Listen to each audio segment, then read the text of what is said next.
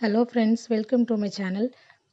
நம்ம பூரி மசால் உருளைக்கிழங்கே இல்லாமல் எப்படி சிம்பிளாக பண்ணுறதுன்னு பார்க்கலாமா? அதுக்கு ஒரு கடாயில் எண்ணெய் ஊற்றி 1 ஸ்பூன் கடுகு போட்டு கடுகு பொரிஞ்சதும் அதில் 2 வெங்காயம், 1 தக்காளி, 2 பச்சை மிளகா வெட்டி வச்சுருக்கதை போட்டு நல்லா வதக்கணும்.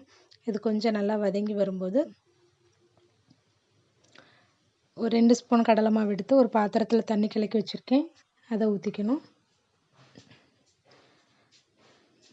அதை ஊற்றி நல்லா கிளறி விடணும். இது லேசாக கொதிக்கும்போது 1 ஸ்பூன் மஞ்சள் தூள் போட்டு அதையும் நல்லா கிளறி விடணும்.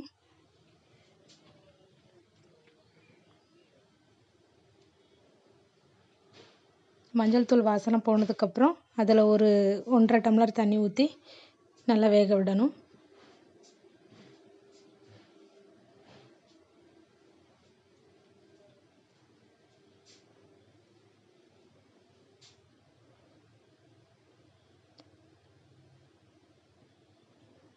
தேவையான அளவு உப்பு போட்டுக்கணும்.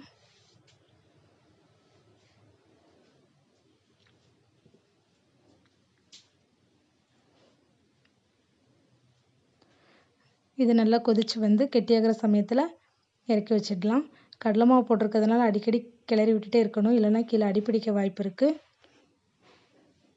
அவ்வளோதாங்க, இந்த ஸ்டேஜ் வந்ததும் இறக்கி வச்சிடலாம். சிம்பிளாக சூப்பராக ஒரு பூரி மசால் உருளைக்கிழங்கே எல்லாமே பண்ணியாச்சு. நம்ம சேனலுக்கு மறக்காமல் சப்ஸ்கிரைப் பண்ணி சப்போர்ட் பண்ணுங்கள். இந்த வீடியோ பிடிச்சிருந்தா லைக் பண்ணுங்கள். பாய்.